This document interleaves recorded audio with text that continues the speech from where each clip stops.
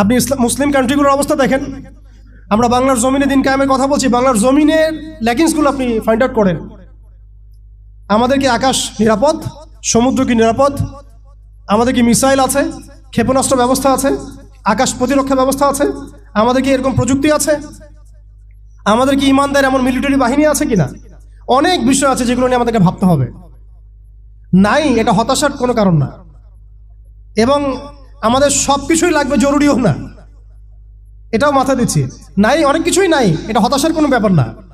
এবং অনেক কিছু যে নাই, এটা আমাদের ভীরুতারও কোনো সুযোগ এখানে রাখার দরকার নাই। নাই, ঠিক আছে, যতটা সম্ভব আমরা অর্জন করার চেষ্টা করবো ইনশাল্লাহ।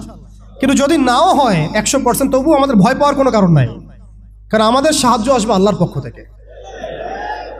আমাদের সাহায্য আসবে আল্লাহর পক্ষ থেকে ইনশাআল্লাহ। এবং আপনারা এই আয়াতটা জানেন যে কাম মিন ফিআতিন কালিলাতিন গালাবাত ফিআতান কাসীরাতান বিইذنিল্লাহ। কত ক্ষুদ্র ক্ষুদ্র দল এই পৃথিবী থেকে চলে গেছে, যারা বড় বড় দলের উপর বিজয় লাভ করেছিল আল্লাহর সাহায্য। অতএব এটা আমি বলছি যাতে আমরা একটা যুগের সাথে তাল মেলাতে পারি, অন্ততপক্ষে কিছু প্রস্তুতি আমাদের থাকা তো দরকার। ব্যাপারটা তো এমন নয় যে আমরা গেলাম, জায়নামাজে দাঁড়ালাম, দোয়া করলাম, যুদ্ধে জয়লাভ করলাম। এভাবে কিন্তু যুদ্ধ জয় হয় নাই।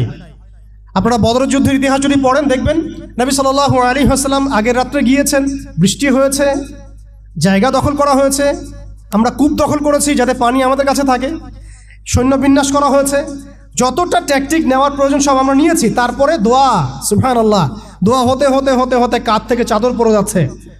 আবু বকর রাদিয়াল্লাহু আনহু এসে বলছেন যে ইয়া রাসূলুল্লাহ, যথেষ্ট হয়েছে, আপনি থামেন, আল্লাহ আপনার সাথে আছেন, আল্লাহ আপনার দোয়া ফেলবেন না ইনশাআল্লাহ। এরপরে দেখলেন 313 নিয়ে আমরা ওদেরকে হারালাম।